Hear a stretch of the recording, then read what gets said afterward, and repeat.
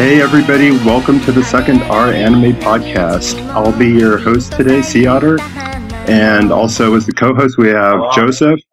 For the guests we have Ryan. Hey. And Anthony. What's up? And for today's topic we're going to be discussing Shigatsu wa Kimi no Uso, aka Your Lie in April. And that's a currently airing show in case anybody hasn't seen it, so there will be spoilers in the discussion. So if you're not up to episode 16, you'll probably want to catch up before you listen to this.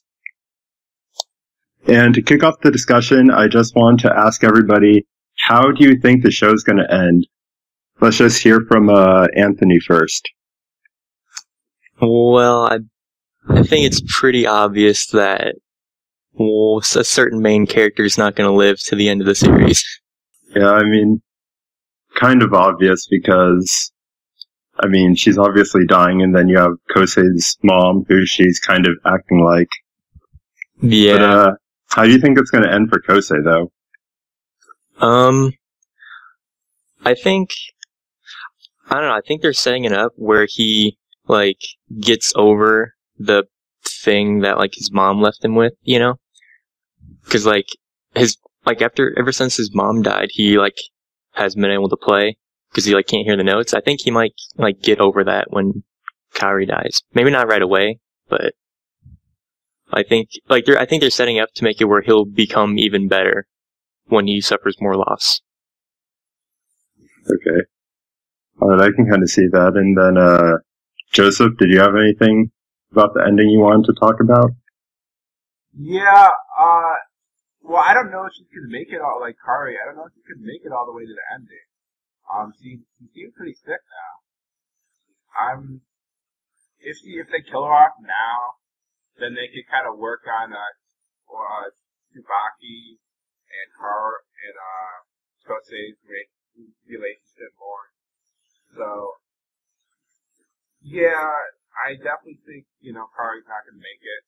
And also, I think something else can happen too, but I don't know what that something else could be. Because, they've been foreshadowing Kaori's death for a while now. It seems like after that happens, I still think there might be another, shoe to drop. Alright, and, what about you, Ryan? Yeah, I kind of agree with what you guys have said. I kind of feel as though, after Kaori's death, which, I feel seems inevitable at this point, I think Kosei is gonna get better, but I don't think he's gonna, go back to being this piano prodigy that he used to be. I feel like he's gonna kind of stick as more of, a teacher figure from then on. Mm-hmm. Well, kind of a crazy theory that I have is, Kaori could live, and then, they kind of foreshadowed this in the last episode. So, Kaori lives, and then he, he has a relationship with her, but she's, miserable his mother was. So, he's just as, miserable as he was at the beginning of the series. Yeah, they're making it. Yeah, they're making it I don't know if they actually have said this yet. I don't think they have, but it seems like she has the exact same illness that his mom did. Yeah. Yeah, it seems like they have, my guess would be multiple sclerosis. Yeah, I mean, it definitely seems similar because, in the most recent episode, they even, show him, when she's, yelling at him, he's having, flashbacks of his mom. Then a couple episodes ago, he goes into the room and has, another flashback where he's like, oh shoot, my mom was just like that. So, yeah, I could totally see them doing that. But, what I'm wondering about is, how is, what's his name? Watari? How is he gonna deal with it? The soccer guy who's actually dating, Kaori. Okay, so are they, actually dating? Cause, Yeah. I mean, they're, middle schoolers, though, so... Okay. Yeah. I didn't even get that. Yeah, but, I mean... He'll just move on to the next girl, dude. He's got the list. Like, Yeah, alright. Dude, but if your girlfriend dies, like, like, let's be real now. I get that he has, like, he's, like, all about getting all the girls, but if your girlfriend dies and you're, like, 14, that could mess you up, so I'm worried about him. He'll be alright. He's not even like a main character. He's like, even one of the episodes that he was like the star of, I was watching it, and he's just in like the first 5 minutes, and then they go back to Kosei. So, like, Tsubaki has gotten her own episodes, you know, Kosei has, you know, has tons of episodes. I guess Kari's not really had her own episode yet, but, Watari's like not a main character. Oh no, man, I like Watari. I don't care about what you guys have to say.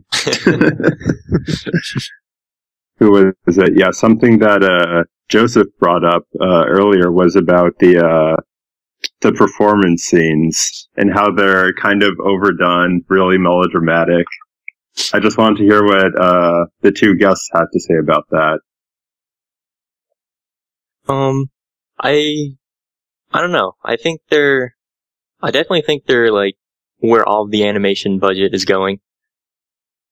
I mean, I really like the performances where it shows like where it tells you more about the character. Like there's one where Kosei is just like getting flashbacks of his mom and stuff like that. And like I thought that was good. I could see how it would be like pretty melodramatic for some of the other performances, but I don't know. I think like it might seem like that, but I think it's also like it did have that much of an impact on Kosei, like how his mom treated him and stuff. Mm-hmm. So, that's what I think. I think the specific one I had in mind was Emi's performance when she was doing the Chopin. What was that? What was it? The Winter Wind or whatever. Mm-hmm. Yeah, I think that's what he was getting at was like it's a supporting character, kind of doing her own thing, and then they make a big deal out of that. Yeah, I mean, I think I kind of made this up because I got the impression, like, for some reason it was in my head that there was a bunch of performances where Kosei would be watching, like, Kari, like, play her violin, and he would be like, oh my god, she's so hot, and, like, go on about, like, while he's playing, like, he would do his, like, little whisper voice about, like, her hair and stuff. And I was re-watching that because one of the bits I had was he was like, I'll do a Kosei whisper voice. But I couldn't really find like this scene where Kosei just went on forever about how, you know, good looking Kari is. I guess I made it up. Alright. One of the problems I had with a couple of the performances were the actual music teachers and how I think it was, what's his name, Super Saiyan piano guy, Takeshi's teacher, like, didn't even know what the Chopin song was, even though it's a really well-known song in general. I just thought that was kind of weird. Like, he heard her starting to play and just didn't recognize the song at all. I don't know. That just kind of... Okay, yeah, took... I agree. A piano teacher would recognize it. Yeah, and then even some of the judges just, like, freaking out like, oh my gosh, this kid is so good. Dude, that one judge who's like, he's not going by the score exactly. And you're like, didn't he like break his clipboard one time too after like crossing his name off? Yeah. He like breaks his pencil or something, yeah. I don't know. I just think it's crazy because I've personally competed in music competitions because I play violin. And I don't know. So you can really relate to the show. Yeah, so that's why I'm such a huge fan of it right now, is because it's like, oh dang, that's what I was doing in like junior high and high school. So, yeah, I guess that my was input... one of the things I wondered about the show was like, this world actually exists. So they do have a lot of music competitions. Yeah, so, yeah, that's actually a big thing. For people watching, I'm from the US, so I can't really speak for Japan or really anywhere overseas, but there is definitely a pretty big competitive classical music scene, I guess you can call it over here. And I can kind of understand the ridiculous work ethic. So practicing for hours a day, every day for like a decade is pretty much what I did, back even starting in elementary school. And then while I had, pretty mild parents, I've definitely seen parents that were not like openly abusive, slapping their kids after a performance like Kosei's mom, but you can definitely tell like that there's a tension between some of the parents and their kids. So yeah, it's pretty authentic when it comes to just the content. Yeah, I agree. The relationships in the show are very authentic. I agree. So I'm not like. Do we know anything about Kaori's parents? The Bakers or whatever. Oh, okay, yeah, I knew we met them or something, but I forgot what they. Okay, yeah. So they were on the big show. They don't seem like they like. Oh no. Like, what they I didn't think... show up to her performances, like... I don't even know, because they never show them there. Yeah. Oh. I never thought of that, yeah. Like, do they even know she plays violin? I mean, she practices in her room, I guess. But I don't know. At the hospital, either. Yeah, they don't even go to the hospital. But that's probably why she's not, like... as rigid as Kosei was, at least in playing, you know? Yeah. Because it doesn't seem like either of her parents are really into music, and they're just being supportive of what she likes doing, so.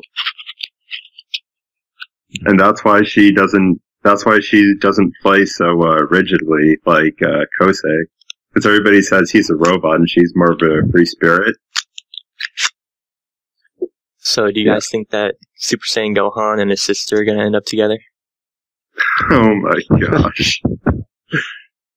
No, okay, so, I didn't really get into... Okay, I have to get into, my endgame theory, because it actually has Super Saiyan Gohan's, little sister. So, my theory is the obvious, Hiyori dies, Kosei ends up with Tsubaki, and then instead of going to music school, he decides that he likes teaching because he has a lot of fun teaching, what's her name, Nagi. Yeah, Nagi. So, yeah. He'll end up teaching, doesn't go to music school, just goes to the same high school as Tsubaki.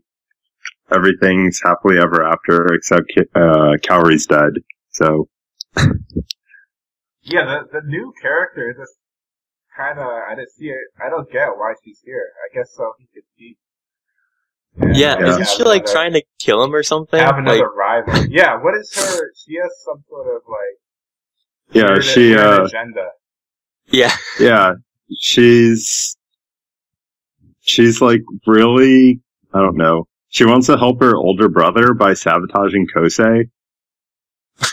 Yeah, like, during that part where she, like, almost slammed the, like, thing on his hands or whatever, I don't know, I got this, like, weird, like, flashback thing, and she totally reminded me of that one, like, little kid from Mirai Nikki that has a diary where he has, like, crayons when he writes it and stuff. Have you guys seen Mirai Nikki? Yeah. Oh, okay, I know what you're talking about, yeah. Yeah, like, that little kid who's, like... Okay, no, but, I don't know. I'm not a huge fan of her as a character. I mean, I kind of get why she's in the show, but I don't really care for her at all.